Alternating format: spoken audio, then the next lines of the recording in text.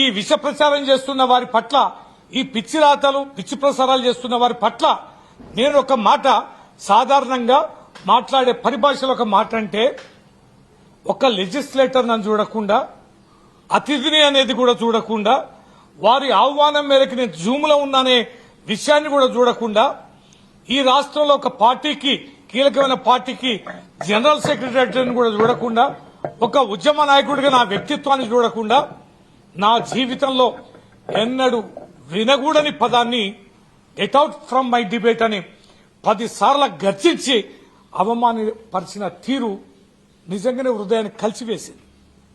ఎప్పుడూ అవినీతి అక్రమాలకు పాల్పడ్డ వాళ్ళం కాదు. వందల వేల టీవీ డిబేట్లలో గాని, మీడియా సమావేశాల్లో గాని మాట తూలింది లేదు. అన్పార్లమెంటరీ లాంగ్వేజ్ నేను ఎక్కడ వాడిన సందర్భాలు కూడా లేదు. కానీ నా పట్ల అంతటి అక్కసుగా ఆ భాషని వాడడం అనేది ఒక్క యాంకర్కి ఏం అవసరమని, ఒక యాంకరే ఆ రకంగా ఏ రకంగా స్పందిస్తారనేది, అట్లా ఆవేశానికి ఎందుకు గురి అవుతారని. నేనున్న స్థానం మీ అతిథిని కదా, అతిథి పట్ల ఈ రకంగా వ్యవహరించడం అనేది దుర్మార్గం కదా.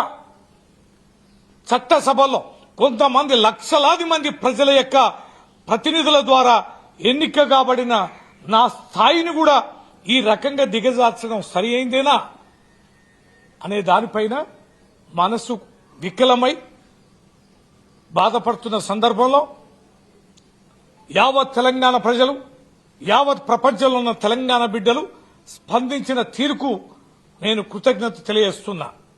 ఒక్క తాటిపైకి వచ్చారు, ఏకఖండంగా ఈ రకంగా వ్యవహరించిన తీరుని ఖండించారు. మా పార్టీ ఈ ఛానల్ని నిషేధించారు. మా పార్టీ కార్యక్రమంలో ఎక్కడ పాల్గొనడానికి అవకాశం లేదని మా పార్టీ అధ్యక్షుడు కేసీఆర్ గారికి, వర్కింగ్ ప్రెసిడెంట్ కేటీఆర్ గారికి, యావత్ మా పార్టీ నాయకత్వానికి నేను కృతజ్ఞత తెలియజేస్తున్నా.